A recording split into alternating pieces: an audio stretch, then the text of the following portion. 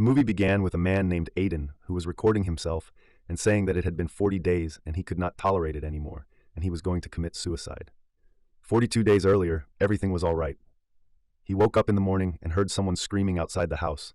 He thought someone might be fighting and tried to see through the door hole, but he could not see anything. Therefore, he ignored the screams and turned on the TV. But there were no signals. Suddenly, he heard a loud siren outside. He went out to the balcony and saw a helicopter crash into a nearby building and fall down. Then, Aiden looked down and saw people running and screaming. He was very confused about what was happening. Then he noticed a girl in a blue dress who was crying, but suddenly she began to attack others. At that moment, one of Aiden's neighbors, named Edward, barged into his house. He was injured on the neck by a zombie. Seeing him, Aiden began to panic. Edward tried to calm Aiden and told him that he was his neighbor and had found Aiden's door open, so he came inside to save himself. While speaking, Edward felt pain in his neck and went to the washroom.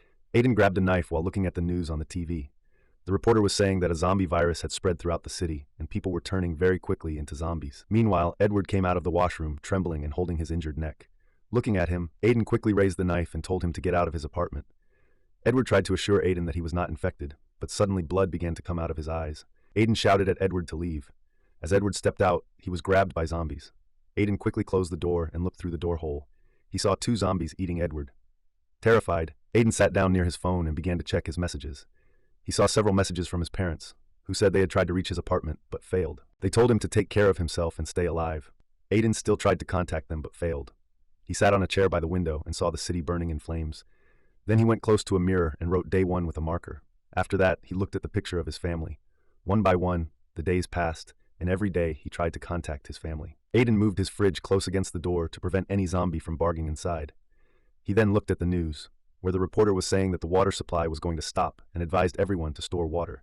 Aiden began recording himself by opening his laptop and saying that it had been 7 days, explaining how he had managed to survive those 7 days. Then he used paper and tape to cover the entire window, leaving only a small part uncovered so he could see what was happening outside.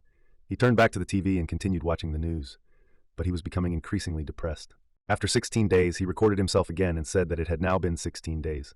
He explained that the water supply had been cut off, the food in the house had finished, and he had nothing left to do.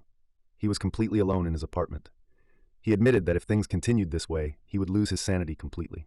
One day, Aiden heard a noise, so he picked up his baseball bat to check. He followed the sound to the washroom and saw a zombie crawling inside through the window. Aiden quickly hid as the zombie moved slowly into the apartment. Then, quietly approaching from behind, Aiden struck its head with the baseball bat, killing it. Afterward, he blocked the window with a mop.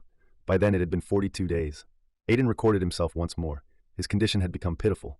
He said he had not eaten for 3 days and had nothing left to eat. Suddenly, he heard a notification from his phone. He quickly rushed toward it and saw that it was a voice message from his mother. In the message, his mother said that his sister was missing and urged him to find her. Hearing this, Aiden broke down and cried. Afterward, he gathered some courage, took his baseball bat, and stepped outside. But suddenly, a number of zombies appeared and attacked him. Somehow, he managed to escape back inside and shut the door. By now, the power had also been cut off. Looking outside the window, he saw the entire city swallowed by darkness. He began to wonder how anyone could survive under such conditions when there was no food, no water, and no network. Growing weaker, he recorded again on his laptop and declared that he had decided to commit suicide. He prepared himself, standing on a chair with a cloth tied around his head and fastened to the ceiling fan. But just then, he caught sight of a girl named Eva sitting in the balcony of the opposite apartment. Shocked, Aiden lost his balance and began to fall. But due to his struggle, the cloth tore apart. He crashed to the floor but survived safely. Aiden immediately got up and began removing the paper from the window to look at Eva. Eva, however, mistook Aiden for a zombie and quickly closed the curtain of her window. Aiden then picked up a black marker and began writing something on a sheet of paper. The next morning, he waited by the window for Eva to look out. Slowly, Eva removed her curtain and saw Aiden holding a paper that said hello. He then wrote his name on the paper to show her. Seeing this, Eva also became happy at the sight of another human. She immediately went inside, grabbed a piece of paper, and wrote her name on it to show him. Eva asked Aiden, through writing, if he had something to eat. Aiden gestured to her that he had nothing left to eat but still had water. Suddenly, they both heard noises outside the apartment, so Eva quickly closed her curtain. That night, Aiden grew hungry, but there was nothing left to eat. Desperate, he found a tube of toothpaste in his washroom and began eating it. Outside, heavy rain poured down, so he placed some utensils on the balcony to collect water. He also stood in the rain to wash himself and shaved his beard. The next morning, he stepped out onto the balcony. Eva also came outside to hers. Aiden threw a rope toward her, which she caught, and they tied the ends of the rope to the grids of their balconies. Aiden then tied 2 water bottles to the rope and slid them across to Eva. Hearing the sound of water, a zombie leapt toward Eva's balcony. Aiden quickly tried to distract it by throwing a water bottle. The zombie then turned and jumped toward Aiden's balcony. Aiden grabbed his baseball bat and struck the zombie repeatedly until he killed it. At that moment, Aiden got an idea. The dead body of his neighbor Edward was still lying outside his apartment. He quickly rushed out and searched Edward's pockets, finding his apartment key. Before the zombies could catch him, he ran back inside to safety. Inside, he began searching for food. A photo of Edward with his parents was attached to the fridge. When Aiden opened it, he found it empty, but in the cupboard he discovered some food supplies and took them. On the wall, he noticed climbing equipment hanging and realized that Edward had been a mountain climber. Aiden decided to search for something useful in Edward's room. Beneath the bed, he discovered a bag and pulled it out. Suddenly, Edward's father, who had also turned into a zombie, lunged at Aiden. Aiden fought back and killed him, then quickly grabbed the bag. When he stepped into the corridor, he saw that it was filled with zombies. Moving carefully, he managed to slip back into his own apartment. Inside, he opened the bag and discovered that it contained 2 walkie-talkies. Seeing them, he realized that now he could finally talk to Eva. Aiden went to his balcony, tied cloth to the metal grid, and climbed down a little. From there, he threw 1 walkie-talkie onto Eva's balcony. The noise drew the attention of nearby zombies, who began rushing toward him. But Aiden moved swiftly and managed to climb back into his apartment safely. The next day, both he and Eva spent hours talking to each other through the walkie-talkies. For the first time in weeks, Aiden felt less alone.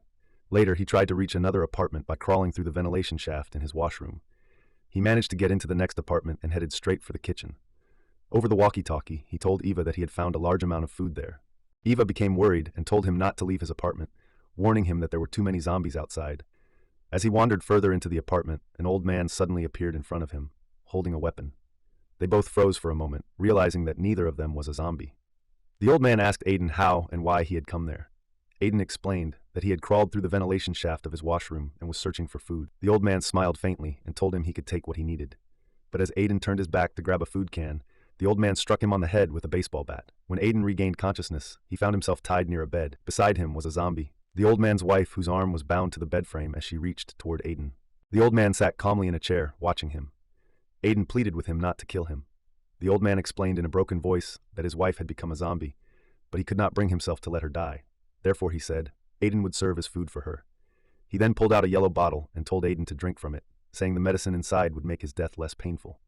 With that, the old man left the room. Summoning all his strength, Aiden managed to break free from the ropes binding his hands. The noise alerted the old man, who rushed back in, holding a climbing tool as a weapon. But Aiden shoved him onto the bed where his zombie wife was sitting. The zombie immediately grabbed the old man. Without wasting time, Aiden gathered his belongings. Just then, Eva's voice crackled through the walkie-talkie. She said that zombies had broken into her apartment. Determined, Aiden decided he had to go out and save Eva. The corridor was filled with zombies, so Aiden went out to the balcony and attempted to jump toward the balcony near Eva's apartment. But his hand slipped and he fell down. Seeing this, Eva quickly tied a cloth to the grid of her balcony and threw it down for him to climb up. Aiden immediately began climbing, but a zombie grabbed onto the cloth and started following him upward. Realizing the danger, Aiden stopped at the balcony just below Eva's and cut the cloth, sending the zombie crashing to the ground.